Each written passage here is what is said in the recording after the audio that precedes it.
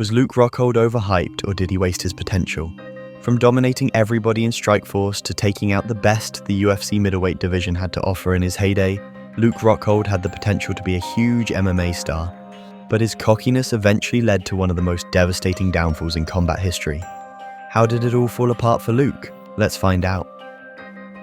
Originally a high school wrestler turned BJJ specialist, Luke Rockhold stepped into the brutal world of MMA in 2006, when he had a strong start, winning his debut against Mark Martinez, but faced a setback when he was TKO'd by Anthony Rubalcava in his second fight. In his third fight, Rockhold signed with Strikeforce and began racking up victories.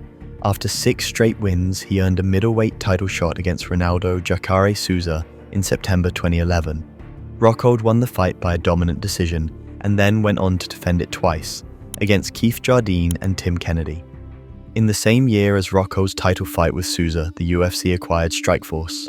A year later, the UFC shut down the promotion and brought some of its top fighters onto their roster.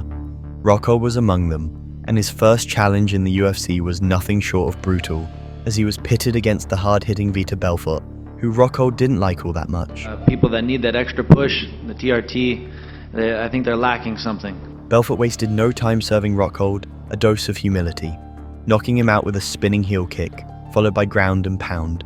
Rockhold later claimed that Belfort only won because of gym candy. I know he's a technical guy, he's got his initial steroid burst, but beyond that, he sucks. So Weidman said he was still cheating up on stage yesterday. What was your reaction?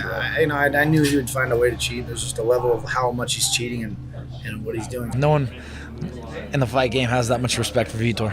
In his next 4 fights, Rockhold bulldozed his way through the competition, taking down 4 opponents, with standout victories over Michael Bisping and Lyoto Machida. But before we move on to his biggest career win, make sure to subscribe to our channel and turn on those notifications. Anyway, Rockhold's dominant performances earned him a shot at the middleweight title against Chris Weidman, who Luke promised to run through. Chris is a control freak. When he doesn't have control, he tenses up and it forces him into a different fight. I'm gonna stay composed, I'm gonna stay relaxed, I'm gonna make the adjustments, and I'm gonna make him pay. I've separated myself technically, mentally, physically, and these guys have a lot of catch-up work to do. Rockhold dominated Weidman from start to finish at UFC 194 in December 2015, securing the middleweight title. The two were set to face off again a few months later at UFC 199, but Weidman pulled out due to injury, and in stepped Michael Bisping on super short notice. You believe it, and you achieve it. And that's what I do. I know what I'm going to do. I know that I'm better than this. Sounds like I know that I'm going to knock him out. You've ever read. Conceive, believe, achieve. Shut the f*** up. Heading into the fight, Rockhold was brimming with confidence, having already beaten Bisping in the past. But the Brit was determined to pull off a massive upset and shock the world. You're just an average bloke. You're just an average bloke. Good use of English terminology. I'm a fucking samurai. I'm gonna come in there silent, undetected, and I'm gonna knock you out. I'm gonna make my kill, and I'm gonna fucking be out. You're making a fool I'll be out on the yourself. next contract. Watch me. All right, buddy. When the two stepped into the cage, Bisping used his lateral movement to avoid grappling exchanges, before landing a devastating left hook that had Rockhold doing the good old chicken dance. Moments later, Bisping finished the job to make his dream of becoming a champion finally come true. Rockhold was devastated, but he promised to make a stronger comeback. Some say revenge is sweet. I disagree. I think it's better than sweet. Luke, come on, buddy. When the shoe was on the other foot, I leaned over and thanked you at this moment in time. I said, well done. Yeah, and I actually picked you up off the canvas. And you, being the dick you are, came up to me and was a bitch about it. I shook your hand, and you said, I already shook your hand and told me to f*** off, basically. You asked me, do you know who you are? Do you know where you are, buddy? Yeah, that's after you. Yeah, Hey, buddy, you got the fuck out. You Hey. got knocked out, buddy. Sit down, shut up. You got lucky. All right. got Oh, lucky. yeah. Real lucky. Bisping. First round, buddy. First round. What an ass, guys. I will come back and fucking kill you. Rockhold bounced back strong with a second-round finish over David Branch, but the revenge match eluded him since Bisping had already lost the belt.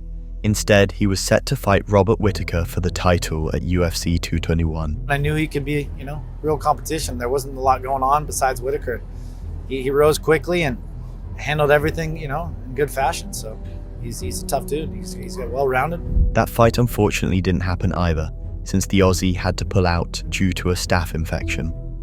The UFC then booked Rockhold in an interim title fight against Yoel Romero, with the catch that only Rockhold could win the belt, as Romero missed the 185-pound limit by 2.5 pounds. I think Yoel has more holes to expose in his game. I think Whitaker's tighter. I think he's easier. He's harder to get to, whereas Yoel will kind of leave himself open. So very similar fights, but I like this matchup. He's competed on every level against the best guys in the world on so many different stages around the world. So he'll fight to the end. His mind will tell him to, but his body will break. A body like that can only be built to go so hard and so long. Those explosions will get less and less as the fight goes on, and so I have to contain that. On fight night, Romero's body did betray him early when he injured his leg, but he kept fighting fire with fire and eventually ended up knocking Rockhold out in the 3rd round before giving him a kiss of death, kind of. A few months later, Rockhold called for a rematch against Romero at light heavyweight. You care about doing that again and making that right? If we do it with Yoel, we do it on a fair playing field, and we do it at 205. Yoel's a piece that can't make weight. The guy's I don't know even how he exists in the rankings. He missed weight for 2 back-to-back title fights.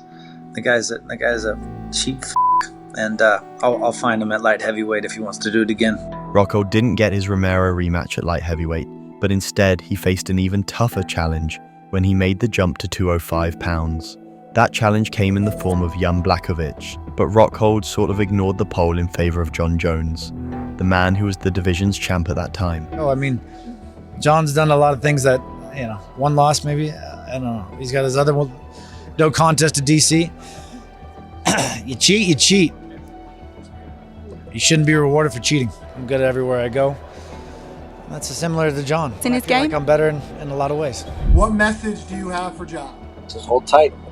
Come on, princess. Rockhold's overconfidence against Blachowicz came back to haunt him.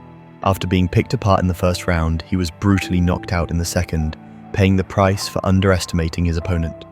After 3 years on the sidelines, Rockhold took the time to heal both mentally and physically from his losses. He finally made his return at UFC 278 in 2022, facing another tough challenger in Paulo Costa. I'm a dangerous striker from the outside. He's got to cross that line. He's got to get to the inside. He's got to get at me. And with that being said, if you cross that line, you misstep, you slip, you fall. Wrestling and grappling and all these things, that there's a big fucking gap between me and him. Do you believe you have the grappling advantage in this fight? I'll treat Paulo like a bitch if he gets to the ground. It'll be over. Hey, this guy is too old to say this kind of bullshit. Come on, man. Come on. When the cage door shut, Rockhold and Costa went to war for 15 minutes in a brutal, back-and-forth battle at UFC 278 in 2022. The fight was filled with explosive moments, and both men were left bloodied and exhausted by the end, when Costa was given the win, and rightly so.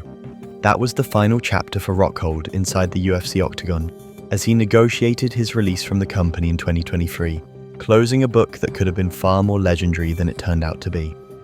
Another chapter that could have been far more glorious is that of Anthony Joshua, who was once tipped to be the boxing heavyweight GOAT, until he hit several roadblocks. Be sure to check out that story too.